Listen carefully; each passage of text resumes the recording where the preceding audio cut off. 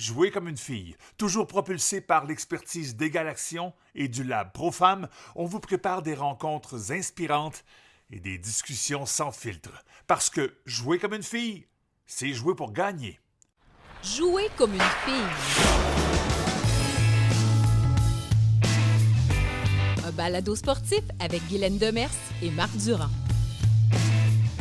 Bienvenue à Jouer comme une fille, Guylaine Demers avec moi, comme toujours, pour ce balado qui parle de la place des femmes dans le monde du sport. Oui, monsieur. Il y a encore de la place à prendre. Hein? Ah oui, on commence, là, mais il y a de l'expansion à faire.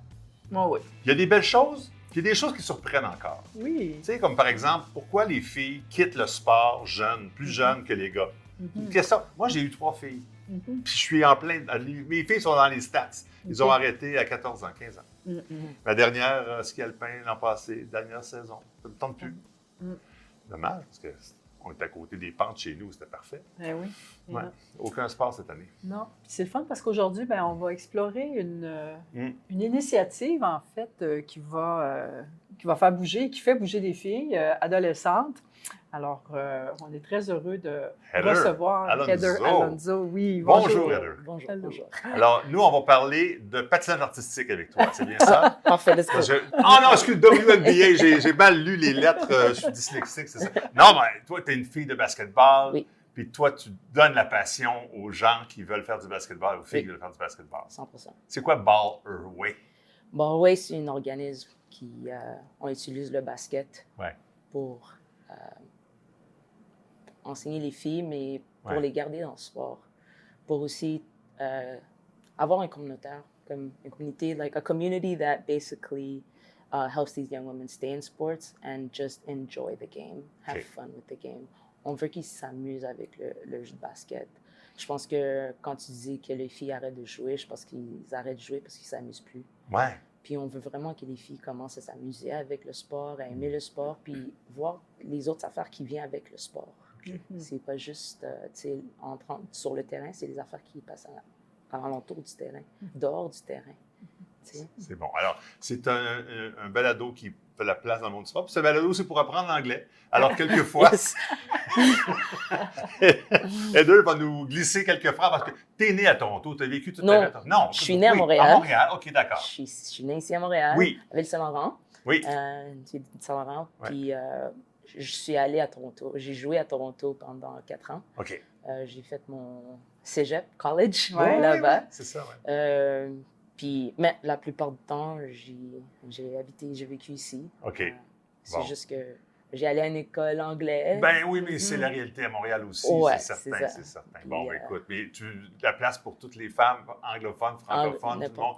Le Baller Way, c'est ça qui est intéressant, c'est que vous allez offrir aux jeunes filles de continuer à pratiquer leur sport dans un environnement plus sécuritaire, plus sain, plus inclusif. Oui, exactement. Okay. On fait ça dans différents quartiers ici à Montréal. C'est pour ça que je dois apprendre le français, puis je pratique mon français. C'est bien. Il y a des filles qui sont excellent. Oui, franchement. Mais aussi, comme je parle en anglais, parce qu'à la fin de la journée, je pense que le basket, c'est vraiment en anglais. les mots qu'on utilise, eux, ils apprennent, moi, j'apprends. On respecte les 2 langues. Mais puis aussi, on a fait des cliniques, juste pas ici à Montréal, mais à Toronto. On fait du travail à Toronto, on a fait du travail à New York. J'ai même fait une clinique quand je suis retournée à ma maison à El Salvador. On a fait une clinique là-bas. J'ai juste allé, j'ai réuni des filles dans un terrain, puis on a fait ça. Puis c'est quelque chose que je pense que c'est international. C'est une langue. Le basket, c'est une langue internationale. On ne doit pas savoir comment parler la langue. On peut, tu sais, il y a des set of screen, il y a des petites affaires qu'on peut faire sans qu'on échange des mots. Bon, tu es de basket, ça doit te parler, ça. Ben oui, puis pour moi, le basket, ça a été ma vie. Là. C'est ça, ça a créé... En fait, sans le basket, je ne serais pas devenue prof à l'université. Parce que, tu sais, je voulais jouer 5 ans à l'université. Fait qu'après mon bac, j'ai décidé de faire une maîtrise. Mais c'était juste pour jouer au basket. C'était ça, là. Je disais, c'est pas vrai que je vais arrêter après 3 ans. Il y a plein de joueurs de football qui pensent comme toi aussi. Oui, mais je suis pas sûre qu'ils font une maîtrise. Ah non, c'est pour compléter leur science humaine. Oui, c'est ça. Sans maths. Mais non, et c'est là où j'ai aimé ça, puis j'ai décidé de poursuivre mes études, mais c'est vraiment le basket qui m'a complètement... Moi, j'arrivais d'un petit village, je m'en venais dans une ville, tu connais personne, fait que ta famille, ça devient ton équipe, ça devient ta gang. Je me demandais, en fait, là, on n'a pas parlé de toi beaucoup, mais ton parcours un petit peu qui fait que, parce qu'en fait, on est une tonne de joueuses de basket qui ont maintenant pris leur retraite d'athlètes de haut niveau, disons, mais c'est pas tout le monde qui décide de s'investir pour le sport communautaire puis pour que les filles embarquent. Fait que j'aimerais ça que tu nous racontes un peu... Bon, tu as parlé succinctement, tu es allé à Toronto, mais ton parcours de basket comme athlète, ça a été quoi? Tu as commencé où? Mais pour moi, ça a commencé vraiment dans primaire. Quand j'étais en primaire, moi, je jouais au parc, tu sais, proche de ma maison.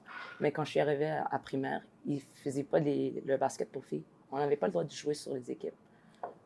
J'étais en 4e année, puis je me rappelle que je voulais jouer. Mon frère, il jouait sur l'équipe, puis ils ne m'ont pas laissé jouer sur l'équipe. OK, j'ai dit, OK, c'est bon. Moi, je vais... How do you say? I'm going to rebel. Ah oui, bien, absolument. Manifestation. Oui, Point sur la table. Jusqu'au point que j'ai coulé mon année. Parce que je ne voulais pas faire mon travail.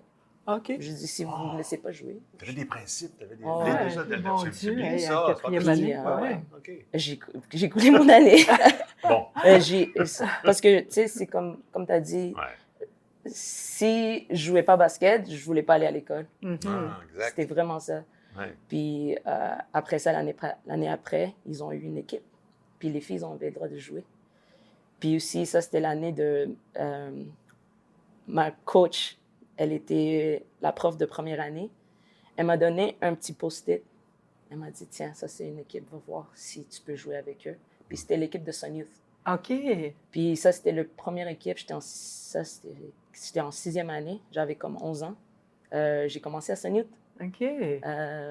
Puis j'avais 11 ans, mais je jouais avec les cadets. Oh, quand même. Parce que j'étais quand même Alors, bonne. pour ceux qui nous écoutent, qui ne savent pas, cadet, c'est plus vieux que... C'est comme 14-15 ans. C'est 14-15 ans, puis quand tu as 11 ans, Puis là, j'ai vraiment commencé à aimer le compétitif. Je ne savais pas c'était quoi. C'était incroyable, mais aussi, c'était dur parce que les filles étaient plus vieilles que moi. Moi, j'étais petite. Je n'étais même pas une adolescente encore. Ah oui, c'est sûr. Puis après ça, j'ai changé d'équipe et je suis partie à Dawson. Dawson Blues. Ah oui. Puis là, j'ai juste commencé à vraiment comme tous les jours je me levais tôt, aller pratiquer après l'école, j'allais jouer. C'était vraiment comme eat, breathe, sleep, basketball. Puis on a commencé à faire des AAU. On est allé aux États. Puis là, c'était comme, OK, là, j'étais une fille qui vraiment, j'étais une des meilleures filles à Montréal. Ça, je le sais parce que je me suis fait recruter puis tout. Puis après ça, je me suis fait mal au genou. Plus d'une fois. Plus d'une fois, oui. ACL. 4 fois, en tout. ACL, en anglais, c'est le ligament croisé antérieur. Oui. La première fois, c'était 14 ans. J'avais 14 ans. Wow. C'était dans les championnats provinciaux, en plus. OK. C'est pour ça que j'aime pas le terrain d'Edouard Montpetit. Il est trop glissant. On va faire la surface. J'aime pas ça aller là-bas. Ah non, hein? Traumatisme, hein? Toujours. Oh non. Puis, c'était comme... Tu sais, aussi, le problème aussi, c'était que on n'avait pas d'informations dans le temps à propos de c'était quoi exactement ces blessures. Puis, j'étais jeune encore. J'ai fait l'opération, la première opération, mais j'ai retourné après 6 mois. Trop tôt. Trop tôt. Puis quand je suis retournée, je me suis fait mal, mais j'ai déchiré les deux à la même fois quand j'ai tombé. Les deux? Mes deux jambes, ils ont croisé. Puis j'ai déchiré les deux. Puis là, j'étais comme... Non. J'ai pas joué depuis 14-15 ans jusqu'à 18 ans. J'avais pas le droit de jouer. J'ai pris mon temps. J'ai eu mes opérations. D'abord, j'avais 3 opérations avant l'âge de 18 ans. Mais je voulais encore jouer. Il y avait beaucoup de personnes qui m'ont laissé juste tomber. Tu sais, tout le monde qui était comme, ouais, viens jouer pour nous. Ils sont tous partis. OK. Puis là, j'ai dit, OK, c'est à moi. Puis aussi, l'école, parce que j'étais comme en dépression, j'avais pas le basket. L'école aussi. Ah oui, ça a droppé, là. Ouais, vraiment comme, je me suis fait kick-out de mon école. Je suis partie à une autre école, puis j'étais comme, je savais pas qu'est-ce que je voulais faire. Puis là, j'ai dit non, j'ai besoin de basket pour rester droite, puis rester dans mon, like, I have to find a way to stay on my path. Puis c'est ça. Puis là, j'ai commencé à m'entraîner toute seule. Le coach de Dawson, Trevor Williams, m'a laissé rentrer dans le gymnase tous les jours à 6 h du matin. Ça, c'est cool. Parce qu'il y avait le camp d'été. Ouais. D'abord, lui était là pour ouvrir les portes. Moi, j'étais là, j'étais en arrière de lui. OK. Tu sais, puis je rentrais, je faisais mes exercices. Lui aussi, il avait cette blessure. D'abord, il montrait des exercices à faire. Puis après ça, c'est comme... je voulais jouer à Dawson. Mais aussi, j'avais pas fini mon école en temps. So, j'ai continué à faire l'école. J'ai fait de l'école, how do you say that? From home? À la maison. Je l'ai fait moi-même. OK. J'ai fini mon secondaire moi-même à la maison. OK. Ouais, je l'ai fait ça pendant 6 mois. J'ai fait une année d'école en 6 mois. Wow. Puis j'ai fait ça, puis je suis partie à Toronto. Je suis partie voir toutes les équipes. Je me suis assise dans toutes les pratiques. Je suis partie, puis j'ai dit, OK, je vais aller à cette école. Puis j'ai fait mon enregistrement, ils m'ont accepté. Puis je suis allée à Seneca College. Okay. J'ai fait 3 ans et demi là-bas. Ma première année, Rookie of the Year. Wow. Ça, pour moi, c'était grand parce que j'ai pas joué pendant 3-4 ans. Mais l'affaire, c'est que pendant ce temps-là, je regardais beaucoup de basket. I discovered WNBA, NCAA. Aussi, j'allais à tous les matchs de cégep. Okay. Puis je regardais le basket. Ça m'a aidé avec mon IQ. Okay. Ouais. J'étais plus lente quand je suis arrivée à collège, mais mentalement, je pense que j'avais plus de connaissances du basket, des systèmes de basket. J'avais pas les mots, mais dans ma tête, je savais c'était quoi, les mouvements. Tu as appris le sport comme ça aussi. Ouais. Et tu es devenu entraîneur par la suite, donc ça t'a aidé aussi ce côté-là. Comme j'ai dit, j'avais pas les mots mais quand je suis arrivée à Concordia, je voulais pas être coach. Moi, quand je suis retournée à Montréal, après, je me suis blessée encore. Oui, c'est ça. Je voulais aller en Europe, mais je me suis blessée juste avant, comme 6 semaines avant mon try-out. En train de jouer avec des gars dans pick-up ball in the YMCA. Au pickleball. Pick-up ball, oui. C'est sport très dangereux, on ne le recommande pas personne. Puis, c'est ça. J'ai déchiré pour la dernière fois, puis là, j'étais comme, OK, je suis tannée, je suis finie, je peux plus. C'est une blessure tellement dure à revenir. Ben oui. Il y a beaucoup de douleur, tu dois être capable de jouer, like you have to push through the pain a lot. C'est dur. Puis là, je me suis dit, OK, j'ai arrêté, je retourne ici à Montréal. Puis là, c'était comme, j'ai pas fait de basket pendant 1 an, puis j'étais comme, non, je peux pas faire ça non plus. J'ai pris une équipe de basket de filles de 13 ans. Ouais.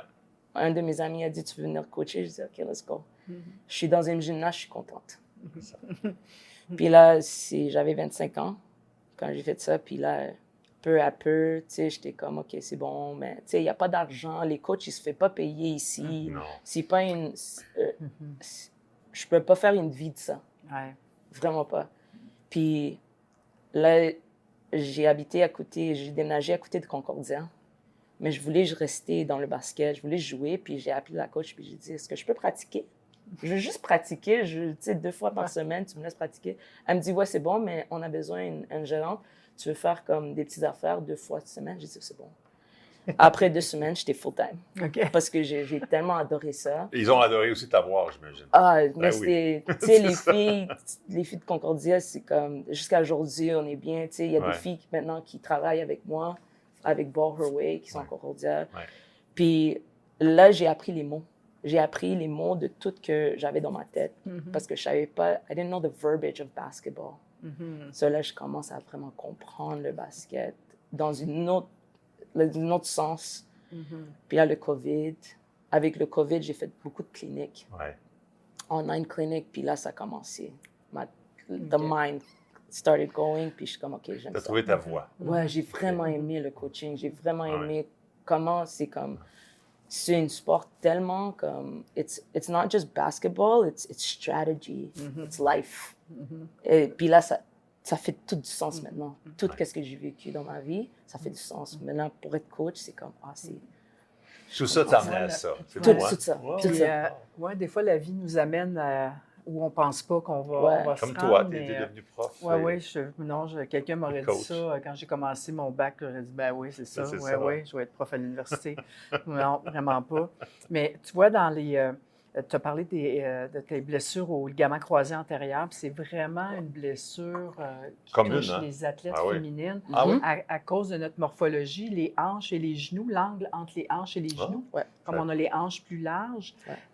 Et ça fait pas longtemps, en fait, que les préparateurs physiques prépare les athlètes féminines parce qu'on a, et ça, je pense que c'est un enjeu qu'on n'a pas abordé beaucoup dans le balado, mais effectivement, à quel point il y a beaucoup d'éléments qui se font en préparation physique. On prend le modèle des gars, puis on le colle aux filles, puis on dit, bien, les gars font ça, les filles vont faire ça.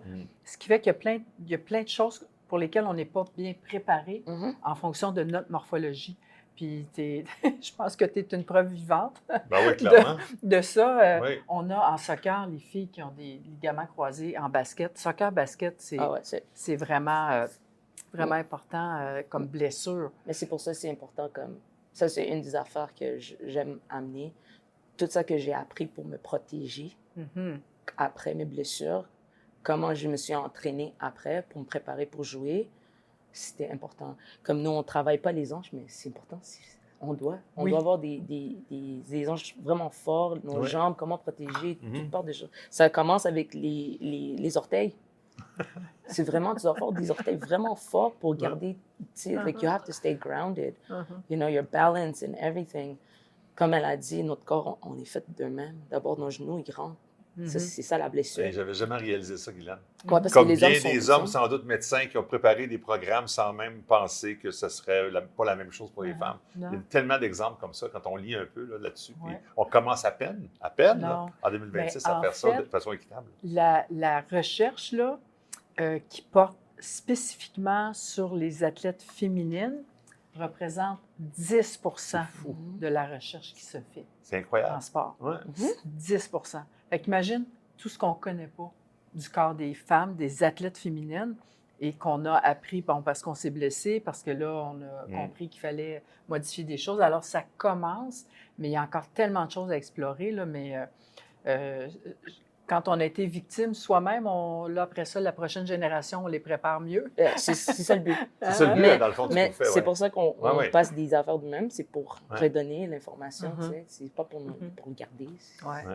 Puis, il y a un élément que je voulais revenir avec toi, que je trouve vraiment intéressant. Tu sais, on entend beaucoup parler comment le sport aide les gars à rester à l'école, puis ça va les sauver et tout ça, mais on oublie qu'il y a plein de filles pour qui le sport, c'est aussi leur vie, tu sais, c'est vraiment... Moi, j'aurais pas pu, mon Dieu, l'école sans sport, ça aurait été...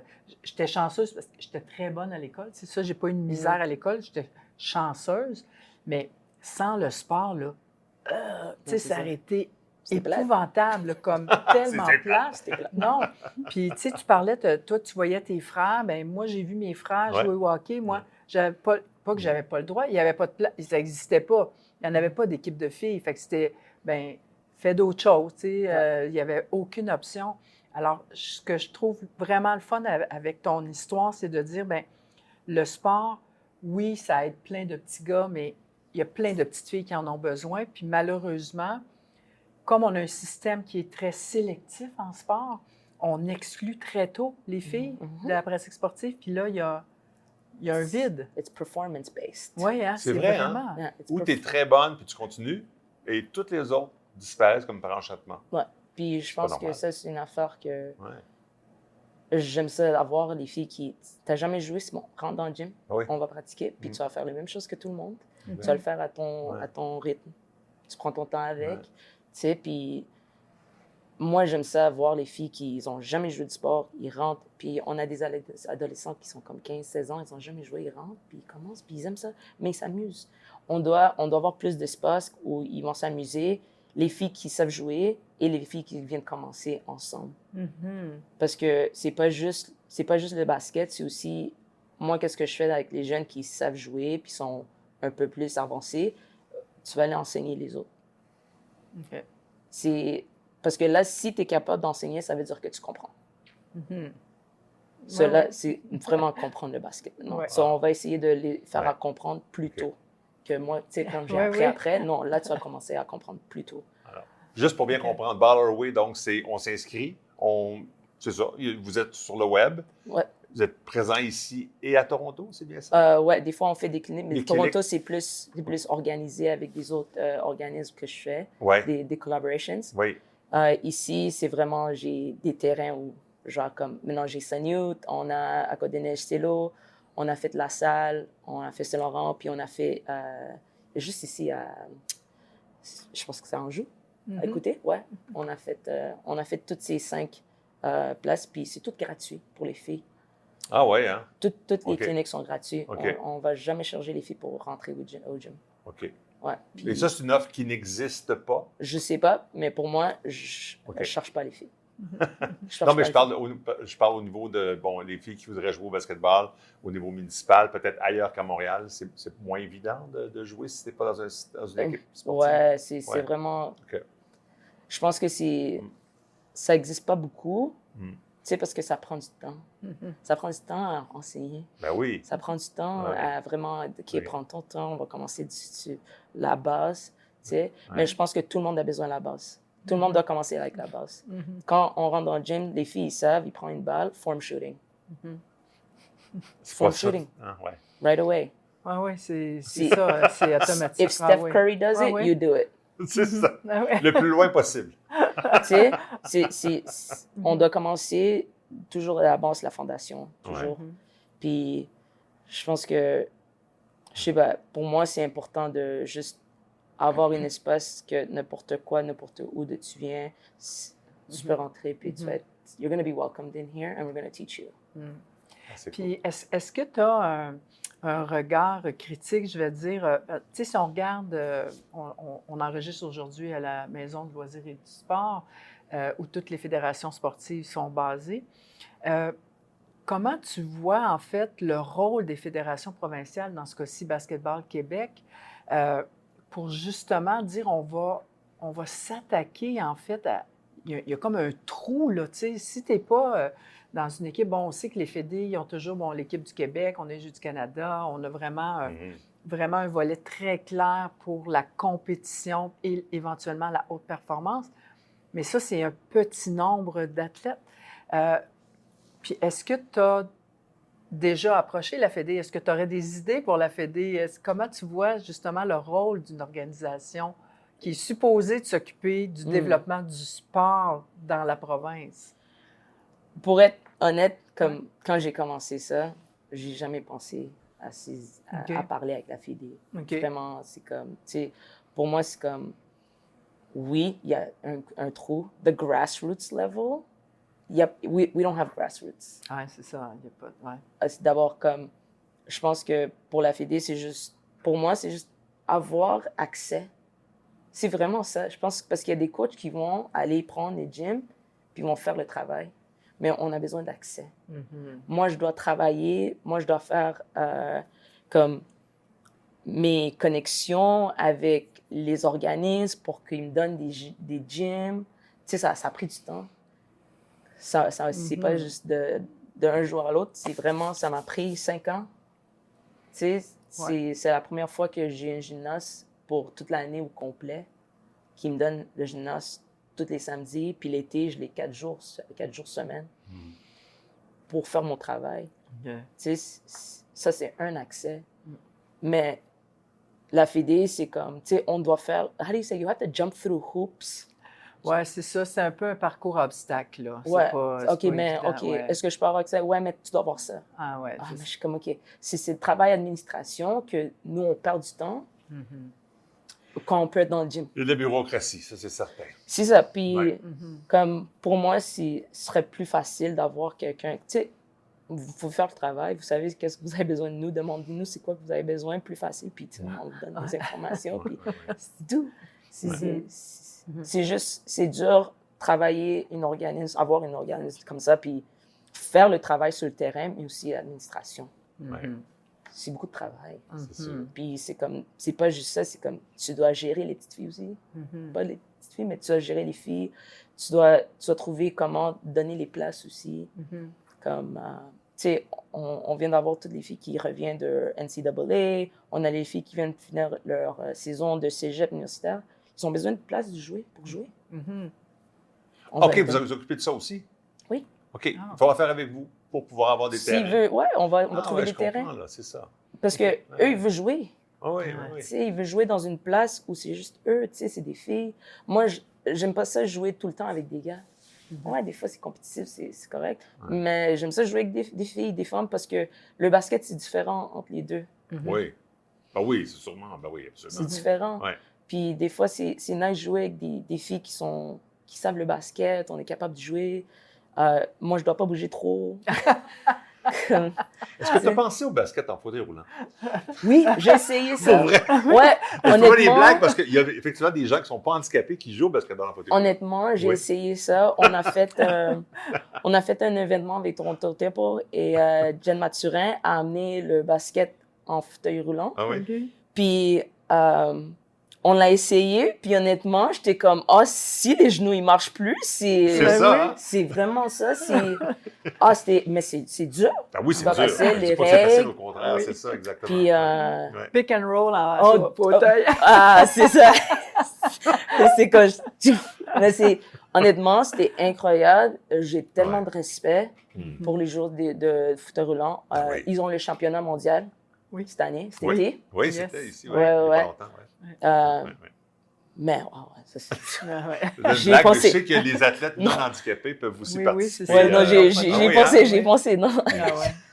C'est vraiment intéressant. Donc, là, ce que je comprends, c'est que dans le fond, tu facilites l'accès au plateau, parce que ça, c'est un enjeu aussi au Québec, entre autres, pour toutes les femmes qui veulent essayer, peu importe leur niveau, même jusqu'à des niveaux majeurs. Oui, s'ils veulent jouer, tu sais, s'ils vont venir faire un workout, vous avez le gymnase, tu peux prendre ce panier-là. Moi, je dois travailler avec les petites filles, quoi. Puis aussi, une autre affaire que j'essaie plus de faire, c'est les anciennes, retourner au jeu. Retourner à donner à leur communautaire. Tellement. Être des coachs, parce qu'on a besoin de plus de filles, plus de femmes. Ça, Guylaine, ça ne te parle pas, hein? Des coachs féminines, ça, c'est non. Il y en a tellement pas. Mais on ne le voit pas tant que ça, puis je veux voir plus de ça. Je veux voir les filles qui ont joué, parce que vous savez le jeu. Vous connaissez le jeu. Mais l'affaire encore, c'est il n'y a pas d'argent. Women they want financial stability. It's important. Les femmes veulent la stabilité. Évidemment. Quand tu finis l'école, you have your masters, you're gonna go teach. Mais tu sais, pour être un coach au civil, tu te fais pas payer. Ah non, ça prend. Il faut que tu aies un emploi à temps plein. Et ton coaching, parce que sinon. Puis ça prend du temps. C'est des fois 3 jours, 4 jours semaine, le soir. T'as plus de vie. Non, c'est ça. C'est plusieurs combats, en fait, que tu mènes en même temps. Mais il y a des gens qui croient en toi, puis j'aimerais que tu m'en parles, parce que Adidas a un programme. Oui, l'année passée. Oui, c'est bon, ça. Adidas m'a contacté pour un cohort. A cohort. So it's basically, qu'est-ce qu'ils ont fait? Ils ont choisi 10 organismes de 5 différentes villes. Puis on est parti à Portland. Puis qu'est-ce qu'ils ont fait? C'est on a appris tout ce qu'on a besoin pour faire un organisme. Moi, ce temps-là, je n'étais pas enregistrée. OK. Parce que je savais pas que... Moi, je savais pas que j'allais faire ça comme travail. Je n'étais pas sûre encore, puis c'était 4 ans que je faisais ça. Tu sais, puis là, ils ont dit, mais on va te donner une bourse, mais tu dois t'enregistrer. J'étais OK. Mais là, je dois faire tout le travail pour faire ça. Puis encore, coup de papier. C'était dur parce que je comprends pas je comprends le français, je peux parler, je peux me débrouiller, mais quand c'est à lire, je suis comme scribble, scrabble. Là, j'avais un de mes amis qui jouait avec moi dans des petits jeux qu'on faisait les mercredis. Puis j'ai dit, est-ce que tu peux m'aider? Mm-hmm. Elle dit, ouais, j'ai mon organisme propre, OK. sans but lucratif. Je peux t'aider. D'abord, elle m'a aidé à enregistrer. And she became a board of director for me. OK. J'ai compris comment faire tout ça. Puis là, on a appris Adidas, ils ont vraiment de A à Z nous enseigné toutes les affaires qu'on avait besoin pour faire un organisme. Comment, même le branding, designing, marketing, financials, tout. À chaque semaine, on avait des cours. OK. Puis là, il y avait, on est parti à Portland to the main hub. Ah oui, la maison mère. Ouais, on est parti à Portland 2 fois. On est parti, il nous a amenés au Final Four à Tampa. Oh, ça c'est bon, américain. Ouais. Ça, c'était comme une rêve pour moi. Je l'ai toujours regardé sur la télé. Puis ça, c'était comme, tu sais, les voir. Puis oui, c'est incroyable. Juste à côté, c'était comme tous les joueurs de Adidas qui étaient là. Puis WNBA, j'ai même vu Candace Parker, Cheryl Miller, wow. Maya Moore. J'étais une petite fille. Ah oui? Vraiment une petite fille. C'est comme... Puis c'était tellement incroyable parce que c'était tellement accessible. Mm-hmm. Les joueuses, ils sont généreuses. Généreux, ils sont normaux, ils sont humaines. C'est pas comme quand tu penses des joueurs NBA, tu les vois pas. Mm-hmm. Tu sais, c'est différent. Mais eux, c'est comme, hey, hi. Tu sais, Cheryl Miller était à côté de moi, on attendait pour aller aux salles de bain, puis c'était comme, hi. I'm like, oh, Cheryl Miller. C'est comme... Puis, honnêtement, c'était incroyable comment il nous a aidés, comment l'information. C'est bien de voir une compagnie comme ça qui s'investit comme ça pour. Mais je trouve tellement c'est une belle. Tu sais, quand on dit aux gens, fais pas juste leur donner du poisson, mais apprends-leur à pêcher. Tellement. Exactement. Je trouve ça vraiment une super initiative, là. Et comme ça, de permettre d'être stabilisé, solide, pérennité, puis l'impact. Tu sais, on n'a pas le goût que Ballerway termine. Non, j'ai dit tantôt, je prends ma retraite dans 2 ans, peut-être que... Ah, toi, tu as redonné au basket encore un peu? À Québec. Il n'y a rien à Québec, hein? Oui, mais ça prendrait un pendant québécois. Ça serait génial. C'est génial. Ouais. Mais on revient à ça, on en parle souvent entre nous, mais ce qui est un peu dommage dans tout ça, c'est qu'on a l'impression que parfois les fédérations sportives, là, je fais une curve en arrière, ne vont pas s'occuper de la base. Ils visent vraiment le haut niveau. Je ne parle pas de basketball Québec, je parle de tous les sports en général. Et malheureusement, des Ballerway ne devraient pas exister dans un sens. Tout le monde devrait avoir accès au gymnase le plus possible. À la limite, ça fait partie d'un programme d'une fédération sportive. Là, vous palliez un manque dans le fond. Puis le manque est important en basketball, entre autres. Oui, je pense que dans tous les sports. Oui. Je pense que dans tous les sports féminins. Oui. Plus chez les femmes encore. Ah ouais. Parce que, encore, pour les filles, c'est vraiment faire partie de quelque chose en premier. C'est ça. La gang. C'est ça. Tu dois faire une manière d'amener les filles pour qu'ils soient ensemble. Tu sais, ils vont les japper déjà. Puis là, après ça, ils vont donner tout. Oui, sur le terrain. Ouais. Toi, là, tu as vécu des belles histoires. Je ne vais pas te couper, Glenn, je pense que tu étais inspiré par une question, mais y a-t-il une histoire que tu aimerais nous raconter, que tu as vécue avec toutes les filles que tu as côtoyées avec ces années-là de Ballerway? Une histoire là, qui est vraiment touchante, qui a peut-être fait tu as senti que tu as fait la différence pour cette fille-là? On y reviendra après la pause. Je pense que c'est des petits moments pour moi. Oui. C'est vraiment comme... Il y avait une petite fille cet été, c'est passé. Ses parents, ils m'ont venu parler, ils m'ont dit, tu sais, la misère avec l'équipe, elle ne sait pas qu'est-ce qu'elle veut faire, tu sais, elle ne joue pas, elle ne sait pas qu'est-ce qu'elle fait sur le terrain. J'ai dit, OK. Mais elle ne veut pas parler avec nous, elle veut parler avec toi. Okay. J'ai dit, bon, OK, c'est bon. J'ai dit, OK, parle-moi-en, tu sais, dis-moi, c'est quoi? Elle me dit, J'ai dit, OK, ouais, c'est bon. OK, qu'est-ce que tu peux contrôler? OK. C'est quoi que tu peux faire? Dis-moi, c'est quoi que tu peux faire sur le terrain que ta coach, tu sais, elle n'a pas besoin de te dire.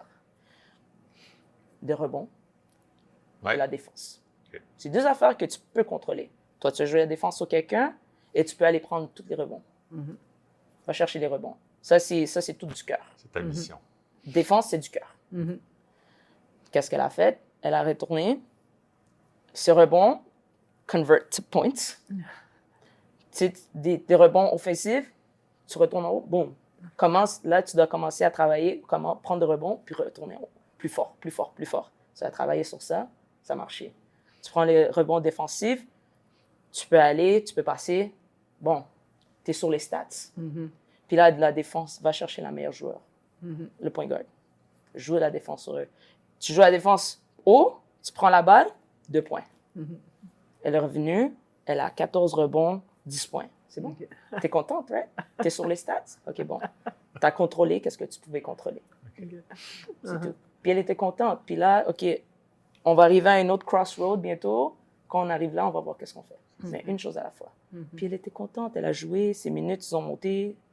Wow! C'est des petites affaires comme ça. Ben, c'est des grosses affaires.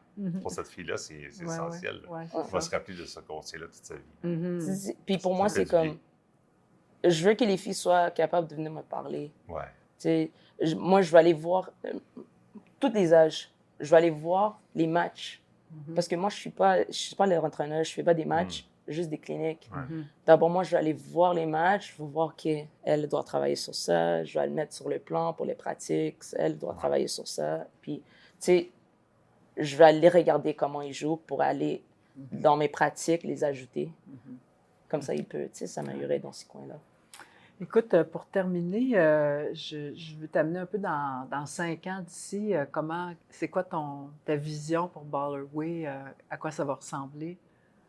Pour moi, je veux avoir des places plus accessibles. Je veux avoir plus de gym à Montréal. Mais pas juste à Montréal, mais la plupart à Montréal.